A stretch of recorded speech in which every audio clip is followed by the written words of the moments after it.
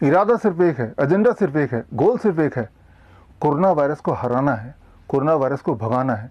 फिर चाहे इसकी कोई भी कीमत क्यों ना देनी पड़े, लोगों की नौकरियां छूट जाए, घर बार छूट जाए, भूख से मर जाएं, इकोनॉमी क्रैश हो जाए, कोई फर्क नहीं पड़ता, लेकिन हर हाल में हमें कोरोना वायरस को हराना है।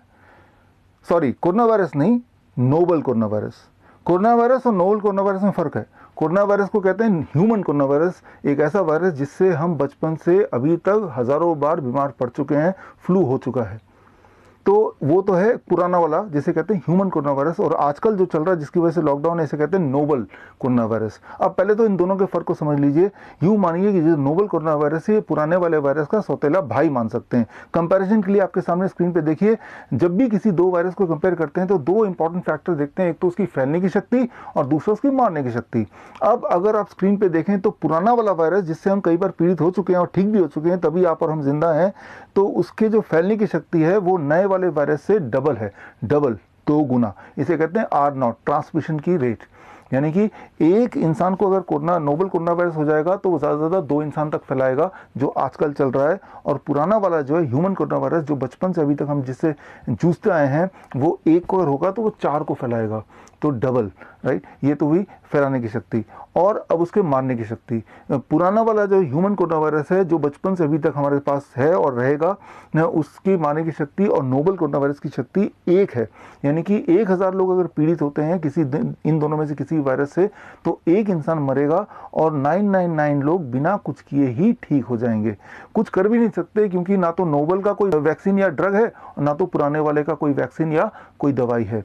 तो जब भी कोई ठीक होता है आया है अब तक, तो अपने आप ही ठीक होता आया है। और अगर उस पर कोई एक्सपेरिमेंट होने लगे, एक्सपेरिमेंटल ड्रग का, तब शायद वो दवाई से ज़रूर मर सकता है। अदरवाइज इसमें जो मोर्टलिटी रेट है, केस फैटिलिटी रेट जिसे बोलते हैं, वो बहुत ही मामूली है, वो है 0.1%, यानी कि 1000 में एक इंसान के मरने के चांसेस। सो ऐसा, इसे कहते हैं influenza like illness. Influenza like illness में कई सारे और भी हैं, ह्यूमन कोरोना वायरस के चचेरे भाई, मेरे भाई, H1N1, H1N2, या फिर इन्फ्लुएंजा ए, इन्फ्लुएंजा बी। इन सब का जो केस फर्टिलिटी रेट है, यानी कि मारने की शक्ति और ट्रांसमिशन शक्ति, दोनों लगभग बराबर ही है। इन सब से हमें कोई दुश्मनी नहीं है, ये सब हमारे दुश्मन नहीं है। हालांकि इनसे भी इंसान मर सकता है उतना ही जितना नोबल कोरोना वायरस से मर सकता है, लेकिन हमारी दुश्मन, जानी दुश्मन है नोबल कोरोना वायरस। हर हाल में इसको नहीं रहने देना जिंदा, इसको हराना, इसको भगाना है, फिर चाहे कोई भी कीमत चुकानी पड़े। और पुराने वाले जिससे भी लोग मरते हैं, कोई बात नहीं, उसको हम देख लेंगे, उससे हमें कोई दुश्मनी नहीं, कोई प्रॉब्लम नहीं है। नए वाले से प्रॉब्लम है, हालांकि नए वाला पुराने वाले से थोड़ा कमज़ोर है उसके बावजूद भी। तो खैर, आज से भारत सरकार के साथ और WHO के साथ मैं भी इस मिशन में जुड़ गया हूं, और मेरा भी एक ही मिशन हो गया है, हर हाल में नोबल कोरोना वायरस को भगाना है, मार भगाना है, रहने नहीं देना है, चाहे उसके लिए हर एक इंसान की जान चली जाए, चाहे लोग भूखे मर जाएं। और मैं चाहता हूं कि आप भी मेरे साथ जुड़िए इस मिशन में, गवर्नमेंट के इस मिशन में। कोरोना वायरस को हराना है, और जिसकी वजह से लॉकडाउन चल रहा है, बिल्कुल ठीक चल रहा है। लॉकडाउन का फ़ायदा ये है कि मैं अपने घर, आप अपने घर, अगर मुझे कोरोना वायरस है भी तो मैं आप तक पहुँचा ही नहीं पा रहा हूँ, ट्रांसमिट नहीं कर पा रहा हूँ। तो जो बेसिक हमारा जो गोल है, एम है, एजेंडा है, कोरोना वायरस ना फैले, वो पूरा हो रहा है। और हाँ, 3-4 घंटे के लिए जो सब्जी लाने निकलते हैं तो उसमें भी तो ये मास्क लगाते हैं ना, और मास्क लगाने से क्या होगा, अगर मेरे बॉडी में कोरोना वायरस है तो मैं खांसूंगा भी, तो वो खांसी से जो कोरोना वायरस है इसी में रह जाएगा, आप तक पहुंचेगा नहीं। ज़बरदस्त आइडिया, फर्स्ट क्लास। तो अब इस इरादे को और मजबूती देने के लिए, ताकि कोरोना वायरस फैले ना, मैंने इस पर स्टडी की और पाया कोरोना वायरस फैलने के 2 रास्ते हैं। एक तो ये, अब देखिए, journal of American medical association के अनुसार 4 मार्च की रिलीज हुई उनका जो रिसर्च पेपर, वो ये कहती है, स्टडी ये कहती है, कोरोना वायरस मुंह से तो फैल सकता है, वो फिसीज से, यानी स्टूल से, यानी कि मल से, यानी टट्टी से भी फैल सकता है। और 26 मार्च 2020 WHO का खुद का रिपोर्ट ये कहता है, वो ह्यूमन टू ह्यूमन ट्रांसमिट हो सकता है, और ह्यूमन टू एनिमल भी ट्रांसमिट हो सकता है, एनिमल टू ह्यूमन भी ट्रांसमिट हो सकता है। तो अभी जो लॉकडाउन चल रहा है, वो लॉकडाउन इंसान के लिए, ह्यूमन के लिए, हम लोग घर में बंद हो जाएं। लेकिन जो स्ट्रीट डॉग हैं, गली के कुत्ते हैं, गली के सुअर हैं, गली के बिल्ली हैं, गली के जो जानवर हैं, उनका कोई घर ही नहीं है, एक्चुअली उनका स्ट्रीट ही उनका घर है।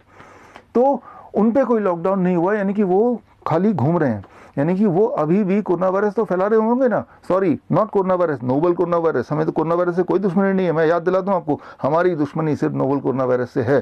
सो वो जब छींकते होंगे, खास तौर पे वो जो टट्टी करते होंगे, तो उसके माध्यम से, जैसा कि 4 मार्च की रिपोर्ट में journal of American medical association की रिपोर्ट से साफ है, उसके माध्यम से एनवायरमेंट में कोरोना वायरस फैला रहे होंगे। तो हमारे इस मिशन को ताकत देने के लिए, ताकि कोरोना वायरस को हम पूरी तरह रोक पाएं और जो जो मीडियम है ट्रांसमिशन का, वो सारे मीडियम को हम ब्लॉक कर पाएं, इसके लिए मेरा एक सजेशन है जो मैं भारत सरकार को और डब्ल्यूएचओ को देने वाला हूं। पहले मैंने सोचा आपसे पूछ लूं, आप अप्रूव करेंगे तो ही मैं बात आगे बढ़ाऊंगा। मेरा सजेशन ये है कि मैं और आप मिलकर एक डाइपर बनाएं, एक ऐसा डाइपर, जानवरों का डाइपर, और कुत्ते हैं, बिल्ली हैं, सुअर है, गधे हैं, घोड़े हैं, खच्चर हैं, इन सबको डाइपर पहना दें, ताकि जब भी वो टट्टी करें तो वो डाइपर में ही रहे और डाइपर से कोरोना वायरस फैले ना। ठीक उसी तरह जब भी आप बाजार निकलते हैं, आप मास्क लगा के निकलते हैं, ताकि कोरोना वायरस छींक के बहाने या जो ड्रॉपलेट के बहाने फैले ना। ये आइडिया कैसा रहेगा? मुझे तो परफेक्ट लग रहा है। अब इमेजिन कीजिए, गवर्नमेंट ऑफ इंडिया ने इस आइडिया को मान लिया और अगले दिन यानी कि कल सुबह आप जब उठे और बालकनी से झांका तो ये क्या, चारों तरफ नज़ारा है, कुत्ते हैं, बिल्ली है, सुअर है, गधे हैं, सब ने डाइपर पहना हुआ, चमकता हुआ सफ़ेद रंग का डाइपर। अब डे 2, दूसरे दिन आपने झांका बालकनी से, देखा अरे ये क्या, सारे जानवर डाइपर तो पहने हुए लेकिन वो थोड़ा बड़ा दिख रहा है, भारी दिख रहा है, मोटा दिख रहा है, यानी कि ये जो मेथड है बिल्कुल काम कर रहा है। कोरोना वायरस रुका हुआ है, अटका हुआ है, वो फैल ही नहीं रहा है। अब day 3, day 4, day 5, day 6, day 7 की बात करते हैं। डे 7 पे आ गए, आपने देखा अब क्या स्थिति है? स्थिति यह है कि वो डाइपर और फूल गए हैं, वो पीले पड़ चुके हैं, गंदे हो चुके हैं, मक्खी मच्छर भिनभिना रहे हैं, सारा का सारा वातावरण बिल्कुल पोल्यूटेड हो चुका है और हर जगह बदबू ही बदबू आ रही है। इवन जानवर खुद ही इन्फेक्शियस होते जा रहे हैं, वो इन्फेक्शन और बहुत सारे इन्फेक्शन से बीमार पड़ते जा रहे हैं। लेकिन कोई फर्क नहीं पड़ता, हमारा इरादा कुछ और नहीं है, सिर्फ एक ही है कि कोरोना वायरस नहीं फैलना चाहिए, फिर चाहे जानवर मरे या इंसान मरे या इन्फेक्शन फैले या ना फैले। अब अगर इंसान के कॉन्टेक्स्ट में बात करें तो याद रखिए, जब आप ये मास्क लगा के जाते हैं तो जब भी आप छींकते होंगे तो उसके अंदर जितने वायरस या बैक्टीरिया या पैथोजन होगा वो एयर में ना जाके वो इसमें रह जाते होंगे। अब ये जो मास्क है, ये न जाने कितनी बार अनजाने में आप छूते हैं उसको और फिर पहनते हैं, फिर उसको घर में रख देते हैं, गाड़ी में रख देते हैं और इसी हाथ से आप फ्रूट्स एंड वेजिटेबल लेते हैं।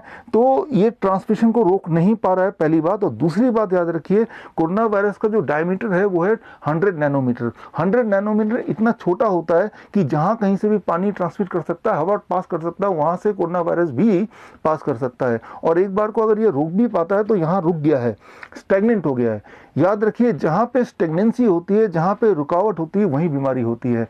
एक स्टेगनेंट वाटर यानी कि रुकी हुई पानी में ही बीमारी का गढ़ होता है, बचपन से हमें पढ़ाया गया है। फ्लोइंग वाटर में, एक तेजी से जाता हुआ पानी में कभी भी बीमारी नहीं पनपती। बीमारी पनपती कहाँ? जहाँ पानी रुकी हुई है, स्टेगनेंसी में। और वही कुछ तो हम अपने लिए कर रहे हैं। याद रखिए, भगवान का बनाया हुआ सबसे बड़ा जो एंटी वायरस है वो है सनलाइट एंड फ्रेश एयर। ये दोनों चीज ऐसी हैं जो एंटी वायरस का काम करते हैं, जो किसी भी वायरस को किल कर देती है। इस एटमॉस्फेयर में कोई वायरस जिंदा नहीं रह सकता, लेकिन आप क्या कर रहे हैं? उस वायरस को बचा रहे हैं सनलाइट से और फ्रेश एयर से। आप खांसते हैं तो कहीं ऐसा ना हो कि फ्रेश एयर इसमें मिल जाए, कहीं ऐसा ना हो सनलाइट मिले, तो वायरस यहाँ सेफ है, यानी कि यहाँ काफी समय तक जिंदा रहेगा। ठीक उसी तरह से हम सब घर में बंद हैं लॉकडाउन के हालत में, यानी कि सनलाइट और फ्रेश एयर हम तक नहीं पहुंच पा रही है, और यानी कि हमारे अंदर कोई वायरस होगा भी तो उसके मरने के चांसेस कम हो जाएगा। अब इसी को हम बच्चे के कॉन्टेक्स्ट में बात करते हैं। छोटे छोटे बच्चे जो घर में बंद हैं, पिछले 40 दिन से 50 दिन से ना तो उनको सनलाइट मिल रहा, ना फ्रेश एयर मिल रहा, ना ही दौड़ने भागने की जगह मिल रही है।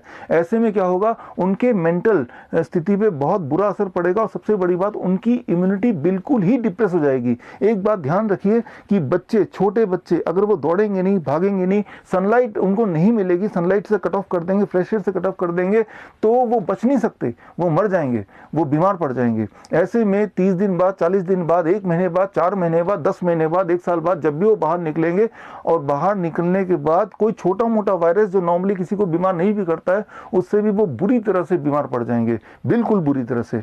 तो एक तरफ तो ये है हमारी जंग कि किसी भी तरह से कोरोना वायरस को हराना है, और उसकी कीमत हम क्या चुका रहे हैं कि हम और आप तो अपनी इम्यूनिटी को कमज़ोर कर रहे हैं। और हम और आप तो फिर भी सब्जी बाजार वगैरह एक आध बार चले आते हैं सब्जी लाने के बहाने, फल फ्रूट लाने के बहाने, लेकिन छोटा बच्चा जो घर में हर हालत में कैद है, उसके दिमाग में, उसकी बॉडी की इम्यूनिटी में बहुत बड़ा प्रभाव पड़ रहा है, इतना बड़ा प्रभाव जिससे बाहर निकलना कई साल लग जाएंगे उस बच्चे को। और कई लोग तो, कोई बच्चे तो कई साल तक पहुंचेंगे भी नहीं। ये बात आप खुद ही वेरीफाई कर लीजिए, किसी से पूछ के देखिए। तो खैर फाइनली मेरा आपसे कुछ सवाल है। पहला सवाल, कैसा लगा मेरा आइडिया वो डाइपर वाला? आप अप्रूव करते हैं कि नहीं? अगर तो आप अप्रूव करते हैं तो मैं और आप मिलके गवर्नमेंट ऑफ इंडिया से ये मशवरा दे सकते हैं, पहली बात। दूसरे सवाल का आप जवाब देंगे, मैं आपके जवाब को वेट करूंगा। वो जवाब ये, क्या अभी भी आपको लगता है कि ये मास्क आपको किसी भी तरह से प्रोटेक्ट कर रहा है कोरोना वायरस से, या फॉर दैट मैटर किसी वायरस से बचाने के लिए, या नोवेल कोरोना वायरस से बचाने के लिए? लेकिन मुझे तो ये लगता है कि जितनी बार मास्क पहन के हम निकलते हैं तो अनजाने में दिमाग में एक डर घूमता रहता है, देखो भाई हम प्रोटेक्टेड नहीं है, हम मारे जाएंगे, हम मारे जाएंगे, मारे जाएंगे, मारे जाएंगे। ये एहसास हमेशा रहता है। मुझे तो ऐसा लगता है कि ना जाने कोई ऐसा षड्यंत्र है ताकि हमें याद रहे कि माहौल ठीक नहीं है, कभी भी हम मर सकते हैं। ये जो सोच है कि माहौल ठीक नहीं, कभी भी मर सकते हैं, याद रखिए ये सोच हमें जरूर मार देगा। Corona virus, novel corona virus या कोई और चीज हमें मारे ना मारे, याद रखिए हमारी सोच जब नेगेटिव होती है, and that is our biggest enemy. ये तो साइंटिफिकली प्रूवन है। इंसान अगर सोच ले मैं बच नहीं सकता, तो दुनिया की कोई ताकत उसे बचा नहीं सकती। इस पे तो मैं क्या लेक्चर दूं, ये तो आपको पता है, ये तो जग जाहिर है, ये तो एक अल्टीमेट ट्रुथ है। उतना ही सच है जितना कि सच डेथ होती है। तो आपके जवाब के इंतजार में मैं doctor Vishwaroop Roy Chowdhury, all the best, thank you, जय हिंद।